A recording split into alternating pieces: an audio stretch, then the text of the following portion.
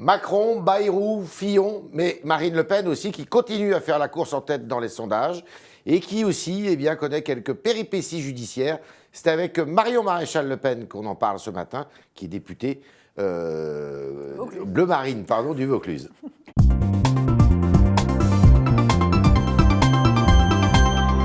Bonjour Marion Maréchal Le Pen. Alors, hier, il y a eu une journée judiciaire, on va dire, pour le Front National. Madame Griset, qui est proche de Marine, et puis Thierry Légier, qui ont été entendus. Madame Griset a été mise en examen, pas Monsieur Légier qui est ressorti libre. Qu'est-ce que ça veut dire, ça ?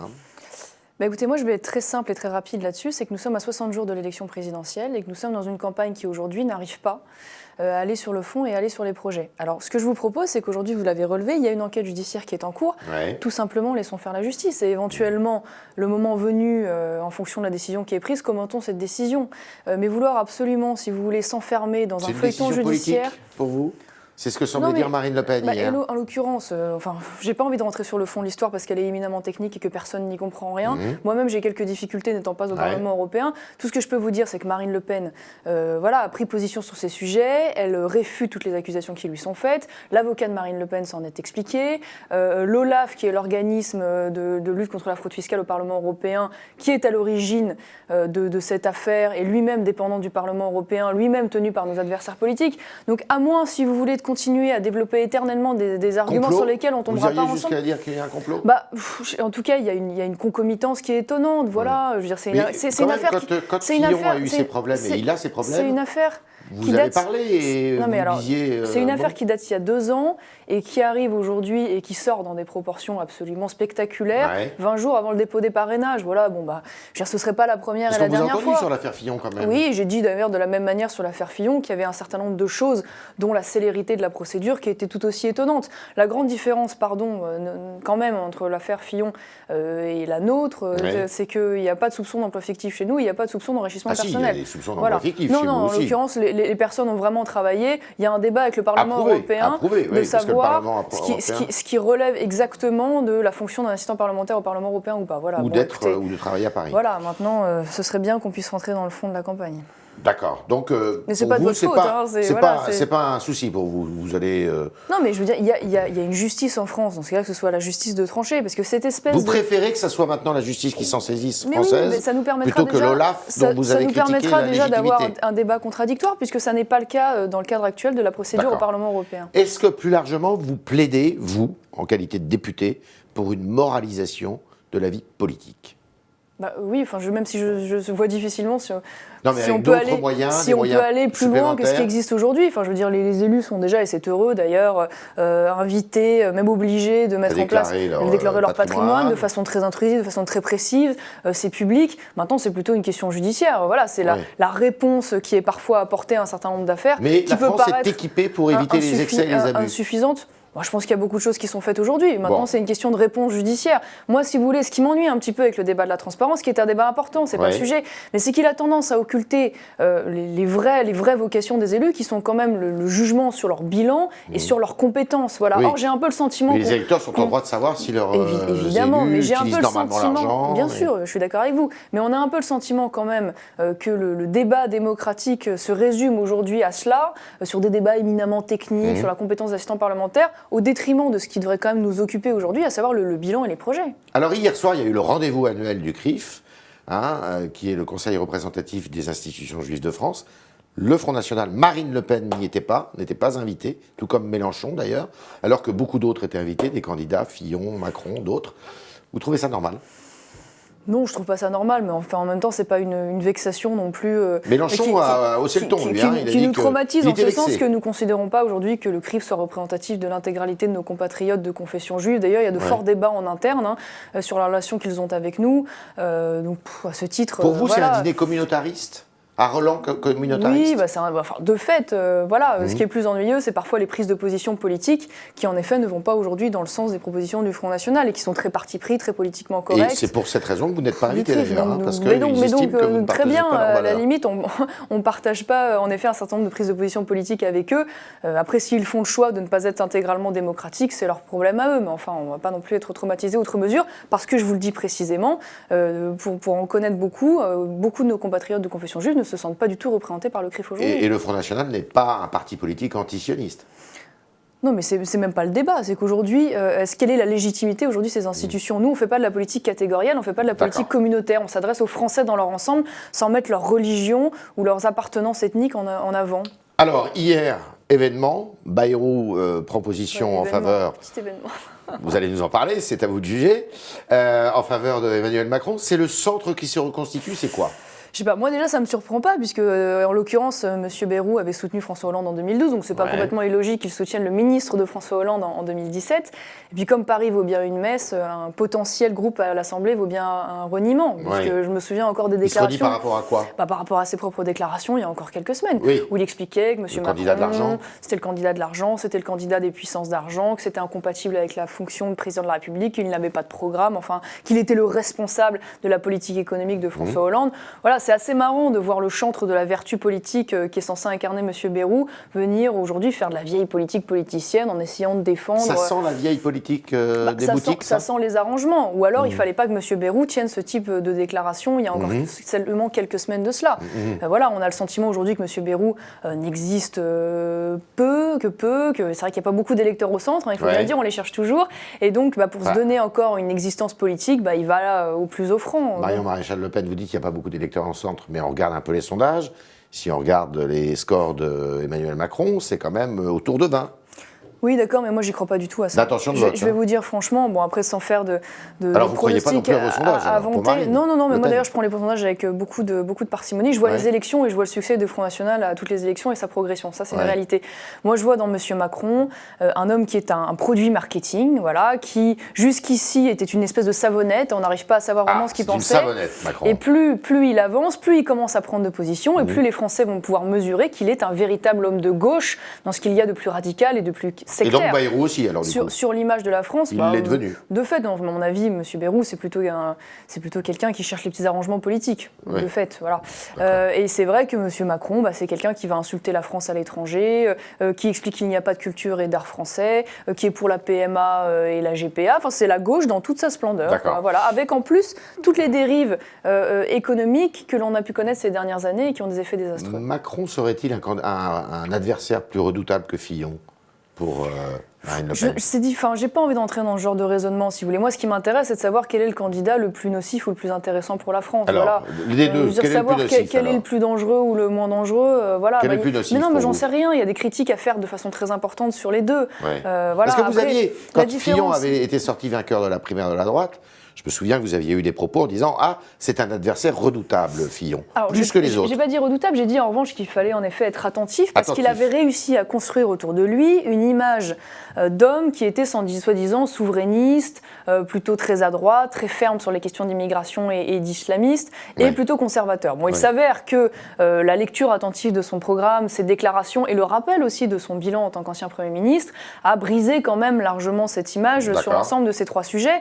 Donc je dirais qu'aujourd'hui, la donne n'est plus tout à fait la même, mais même ne serait-ce que sur l'immigration, qui est on va dire un sujet phare à droite, le projet de M. François Fillon est très décevant, et là il n'est pas pour le retour des frontières nationales, il n'est pas pour la suppression du droit du sol, il n'est pas pour la suppression du regroupement familial. Et moins dangereux que pour vous alors que prévu. Il n'est pas pour restreindre les conditions d'accueil du droit d'asile, enfin il n'y a pas de rupture, voilà, tel qu'il a pu pourtant l'incarner à un moment donné. Donc que ce soit Fillon ou Macron... En tout cas, on a la différence, c'est que c'est toujours plus difficile de contrer un candidat avec lequel le clivage est moins net, en tout cas dans les postures politiques. C'est le cas de M. Fillon. Puisqu'il y a quand même, donc c'est moins net vis-à-vis de Fillon. Voilà, on va dire que l'intérêt de M. Macron, c'est que le clivage est clairement défini. On a d'un côté un mondialiste qui considère que la nation est un niveau dépassé, n'est pas un niveau protecteur d'avenir, alors que le Front National pense exactement l'inverse. Donc Macron est prenable. Je sais pas, franchement, je crois pas que ce soit très intéressant. L'Institut Montaigne a travaillé sur votre programme économique. L'Institut de M. Fillon, donc.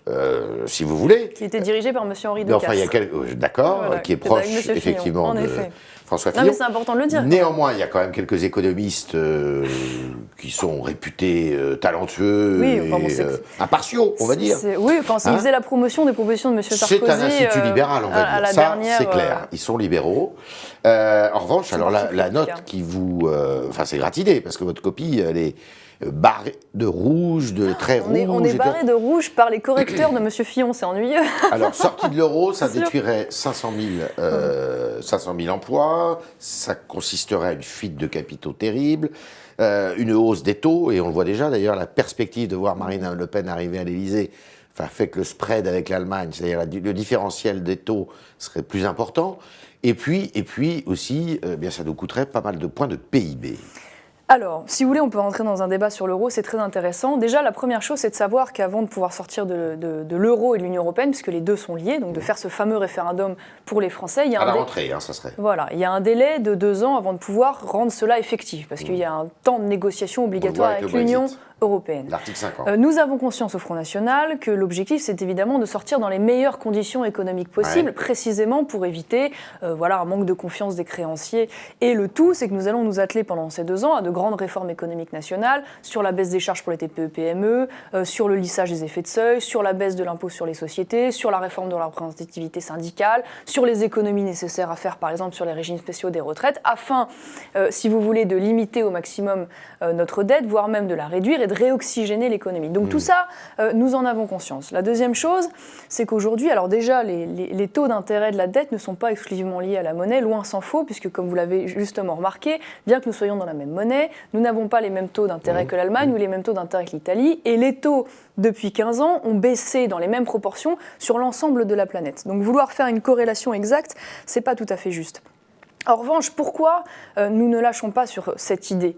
Tout simplement parce qu'il y a une question de liberté politique avant la question économique. C'est-à-dire qu'aujourd'hui, parce que nous sommes dans l'euro, la Banque Centrale Européenne a les moyens, du jour au lendemain, de nous couper les liquidités s'ils considèrent que nous avons une politique qui ne leur correspond pas. Si par exemple nous voulons sortir de l'espace Schengen. Donc c'est quand même une question que nous devons poser sur le long terme.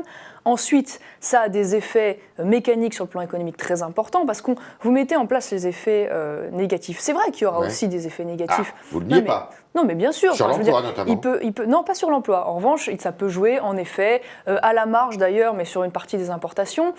Il y aura, en effet... Et sur nos exportations aussi. Une baisse... Ah bah non, ce sera plutôt bénéfique. Non, parce que si vous fermez les frontières, ça sera quand même plus compliqué. Non, ce sera plutôt exclusivement bénéfique, puisque la baisse, évidemment ça de la monnaie, mécaniquement, et d'ailleurs nous permettra d'être de nouveau compétitifs avec l'Allemagne. Donc vous allez repasser des accords bilatéraux avec chacun des pays ? J'en finis là-dessus sur la question, par exemple, le FMI a expliqué que la monnaie allemande était sous-évaluée de 15% et la nôtre de 6%. Vous voyez bien que ça crée un déficit de compétitivité très important. Mais ce qui est vrai, en revanche, c'est qu'en parallèle de cela, il y a la question, vous avez raison, des frontières économiques. Qui est une politique menée aujourd'hui, voulue par Theresa May, qui est la politique menée par Donald Trump, par de grandes puissances économiques, qui consiste à dire quoi ? À dire nous exigeons la réciprocité, par exemple, sur les produits agricoles, dans le respect d'un certain nombre de normes sanitaires ou environnementales que nous exigeons. C'est pour ça, précisément, que nous voulons retrouver notre souveraineté économique. Parce que nous considérons que ce modèle économique a eu des effets désastreux sur notre modèle industriel et agricole, et qu'il n'y a pas de compétitivité possible, si vous voulez, avec les pays émergents, comme la Chine ou avec les pays du Maghreb, voilà, pour des raisons évidentes. Marion Maréchal Le Pen sera candidate à sa réélection dans le Vaucluse ? Oui, bien sûr. Aux législatives, j'entends, bien sûr. Oui, c'est pour ça que j'ai vu mes temps. Un petit temps de... Oui, vous serez candidate ? Oui, je serai candidate, absolument. Et vous attendez à ce qu'il y ait... Alors, actuellement, vous êtes 2 officiellement représentants. Alors, Front National pour ce qui vous concerne, c'est pour ça que tout à l'heure j'ai un peu buté, et Rassemblement Bleu Marine pour Gilbert Collin. Vous allez travailler à une vague, évidemment. Oui, alors c'est très compliqué de faire des pronostics, tout le monde nous en demande en permanence, parce que vous le savez très bien, la concomitance des élections législatives et présidentielles fait que tout dépend de l'élan présidentiel, évidemment. Nous sommes assez optimistes quand même sur l'obtention d'un groupe, même sur une majorité d'ailleurs si Marine Le Pen gagne cette élection, parce que nous allons nous positionner comme la vraie dynamique, qui est déjà le cas aujourd'hui. Il faut que vous alliez voir M. Dupont-Aignan. Et c'est pour ça d'ailleurs précisément que Marine Le Pen d'ores et déjà a dit... comme voilà, on dit. Marine Le Pen a dit d'ores et déjà qu'elle n'aurait pas un gouvernement fronto-frontiste. Ah bon?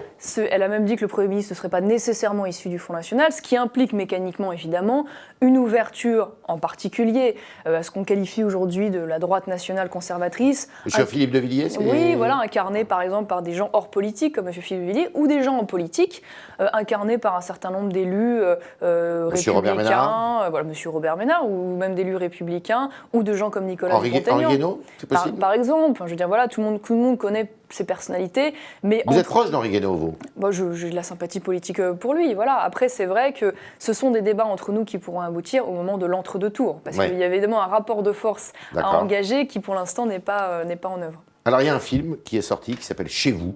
Oui, chez nous, non? C'est pas ça? Oui, oui, chez nous, qui fait beaucoup parler de lui grâce à vous, parce qu'en fait, personne n'en avait entendu parler, mais vous êtes monté comme un seul homme contre ce film, et du coup, ça a fait une espèce de tam-tam médiatique. Oui et non. Parce vous l'avez vu, ce film? Non, je ne l'ai pas vu, mais c'est quand même un film qui est soutenu financièrement et promu par France Télévisions. Hein, donc, c'est un film de propagande électorale qui est financé donc, par l'argent public au moment d'une campagne présidentielle, ce qui est quand même objectivement un petit peu... Il arrive qu'on fasse des films sur des causes politiques avec l'argent public. Si vous voulez, il y a quand même une question de déontologie. Voilà. Enfin, je veux dire, il y a aussi beaucoup de Français qui votent Front National, dont les impôts vont servir à un film de propagande anti-Front National dans une période électorale. C'est vraiment anti-Front National? De gens qui l'ont vu et qui en ont fait le bilan, ou même simplement de la bande-annonce, manifestement, oui, c'est le cas. Voilà. C'est d'ailleurs assez caricatural. Vous irez le voir ou pas? Pas du tout. Pas du tout. Je vais garder ce temps libre pour faire autre chose. C'est dit. C'était bien le talk de Marion Maréchal Le Pen, députée Front National du Vaucluse. Et maintenant, chers internautes, c'est vos questions que nous allons lui poser avec Mathilde Sirot.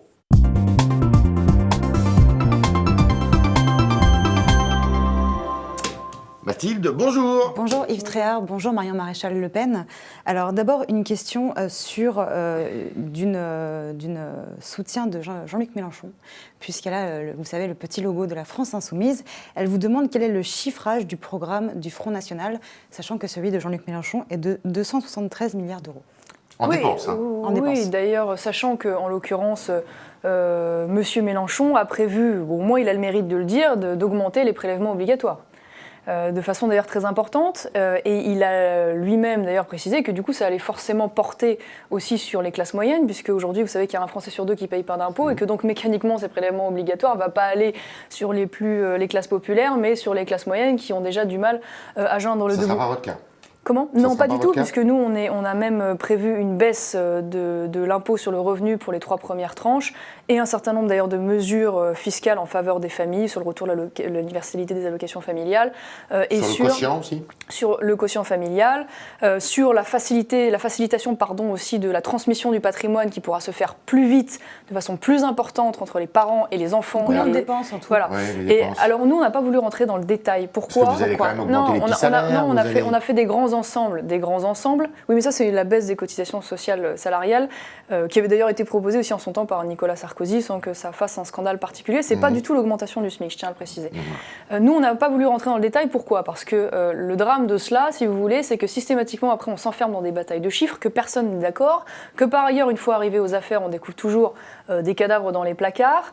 Ce qu'on a voulu, en revanche, préciser, c'est que nous avons analysé toutes les marges d'économie possibles, et nous en avons trouvé énormément sur la question de l'immigration, sur la question de l'Union européenne notamment, sur la question des dispositifs d'aide aux entreprises, aujourd'hui très dispersés, peu efficaces, qu'on a envie de recentrer, par exemple, sur les TPE-PME, sans du coup mécaniquement engager des dépenses supplémentaires, sur une nouvelle organisation territoriale, c'est-à-dire la suppression des conseils régionaux et des intercommunalités, la baisse du nombre d'élus au Sénat et au Parlement. Suppression des régions chez vous? Suppression des conseils régionaux. Les régions, elles existent de fait, elles ont oui, d'accord, mais les conseils régionaux.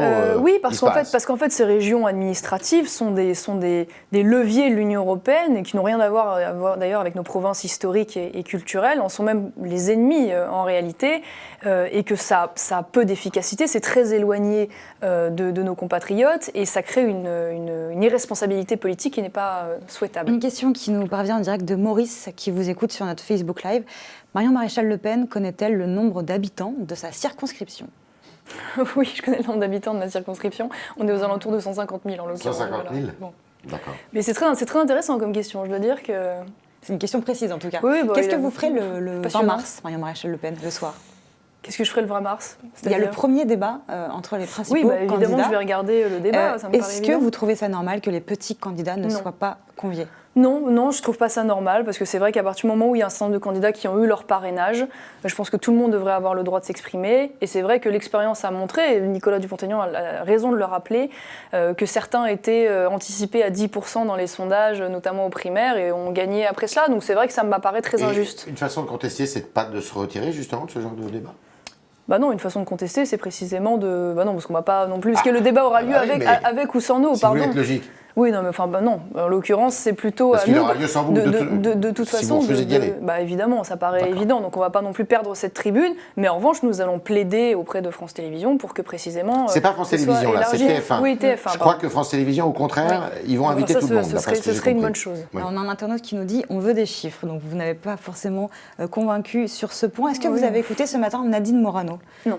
Elle a estimé que Marine Le Pen était une profiteuse de l'Europe, puisqu'elle n'était pas présente au Parlement européen pour le vote sur le renforcement du contrôle aux frontières. Non, mais en l'occurrence, c'est dommage parce que c'est faux. Si, nos élus ont voté là-dessus. Ils se sont même abstenus, je crois, en l'occurrence, puisque nous, notre projet, c'est précisément de sortir de l'espace Schengen, donc de remettre en place les frontières nationales, ce qui n'empêche pas d'ailleurs une coopération évidemment bilatérale avec des pays concernés, en particulier l'Espagne, en particulier l'Italie ou en particulier les pays concernés par la route des Balkans.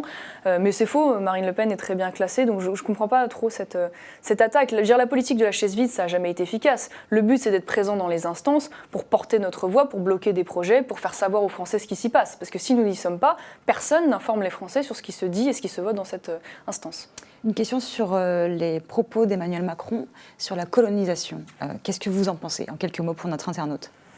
Oui, je pense que manifestement, ça manque de cours d'histoire chez Rothschild. Voilà, que déjà, le principe d'aller insulter la France à l'étranger, pour moi, est un principe scandaleux. Il n'a pas fait ses études chez Rothschild. Oui, non, mais manifestement, ça lui a un peu vrillé la tête, puisque quand on connaît l'histoire de l'Algérie, déjà les raisons pour lesquelles on y est allé au départ, c'est-à-dire le risque de piraterie, les barbaresques en Méditerranée qui rendaient cela totalement ingérable, l'esclavagisme des chrétiens a conduit à aller dans ce territoire, qui est d'ailleurs une ancienne colonie ottomane, on a oublié de le dire. C'est un pays en fait qui a été créé intégralement par la France. Il y a eu des choses mauvaises, il y a eu aussi de belles choses qui ont été laissées là-bas. Donc vouloir encore tant d'années après s'enfermer... C'était quoi les choses mauvaises ? Non, mais il y a eu forcément des abus. Enfin, je veux dire, tout ne s'est pas merveilleusement bien passé tout le temps, mais enfin, le bilan, quand même, c'était que cette colonie nous a coûté plus cher que ce qu'elle nous a rapporté. Et je trouve aujourd'hui que continuer à alimenter ce réflexe un peu des gouvernements algériens pour cacher leur propre turpitude, de s'enfermer finalement toujours derrière la responsabilité française, à mon avis, c'est pas leur rendre service, c'est historiquement faux, et c'est une mauvaise façon, à mon avis, de traiter l'estime des Français. Vous auriez fait comme votre tante si vous aviez dû être à Beyrouth et rencontrer le grand moufti sunnite de Beyrouth? Vu les circonstances, oui. C'est-à-dire refuser de porter le voile. Parce qu'en fait, Marine Le Pen avait précisé qu'elle ne porterait pas le voile par mail la veille, que la rencontre n'avait pas été annulée pour autant, qu'il la mette devant le fait accompli le jour même, alors qu'elle ne se rendait pas, je tiens à le préciser, dans une mosquée, mais dans le bureau du grand mufti, que même la plus haute autorité sunnite qu'elle avait rencontrée en Égypte ne lui avait pas exigé cela. Donc voilà, vu le concours de circonstances, ça me paraît logique qu'elle ne se soit pas pliée à cela. Et puis je rappelle qu'elle n'a pas vocation à devenir libanaise. Voilà, donc si vous alliez en Arabie Saoudite, par exemple, où le voile est obligatoire, quelles que soient les circonstances, vous y soumetteriez? Non, je ne m'y soumettrai pas. Non, je ne m'y soumettrai pas. Je pense par donc ailleurs. Donc c'est pas un pays que vous fréquenterez? Non, mais puis par ailleurs, j'estime quand même que lorsque l'on a des responsabilités politiques, on devrait pouvoir bénéficier quand même d'une particularité diplomatique, puisque l'adage à Rome fait coller Romain qu'on exige en France s'applique si vous avez vocation à vous installer dans le pays, voire même à adopter sa nationalité, et pas si vous venez faire simplement une rencontre diplomatique. D'accord. Une question de Nicolas Albert qui vous interpelle et qui vous tutoie. Marion, remplaceras-tu Marine dans les futures années pour être candidate à l'élection présidentielle? Écoute, ce n'est pas prévu, en l'occurrence. Ça n'est pas du tout prévu, puisque pour l'instant, il n'y a rien du tout à l'ordre du jour. Je veux dire, Marine Le Pen, pour le coup, c'est une chance chez nous, elle n'est pas contestée. Elle est même soutenue par l'immense majorité de nos électeurs et de nos adhérents. C'est une jeune femme politique encore, qui a encore un long avenir devant elle. Donc, si elle ne gagne pas cette élection, ce que je ne souhaite pas, ce que je ne crois pas, elle continuera vraisemblablement la politique et sera certainement encore candidate dans les années à venir. Votre relation avec Florian Philippot, ça va mieux? Ça vous passionne, ce genre de choses. Oui, tout va bien, rassurez-vous. Vous avez vu, j'ai attendu la fin. Oui, j'ai vu. Non, mais rassurez bien, tout va bien. Vous n'êtes plus une femme seule. C'est ce qu'il prétendait à un moment. Vous étiez très seule dans vos... Non, Je écoutez, parle ça pas va. dans le privé, ça ne me regarde pas. Non, non. Oui, c'est avant que vous soyez intéressé, Florian, monsieur Tréard. non. Florian Philippot vous disait, mais elle est bien isolée Non, dans son... rassurez-vous, je me porte plutôt bien et je suis plutôt bien entourée. Bon, très bien. C'était la réponse à vos questions, chers internautes, de Marion Maréchal Le Pen. Et on la remercie de s'y Merci à vous. et être soumise. Merci.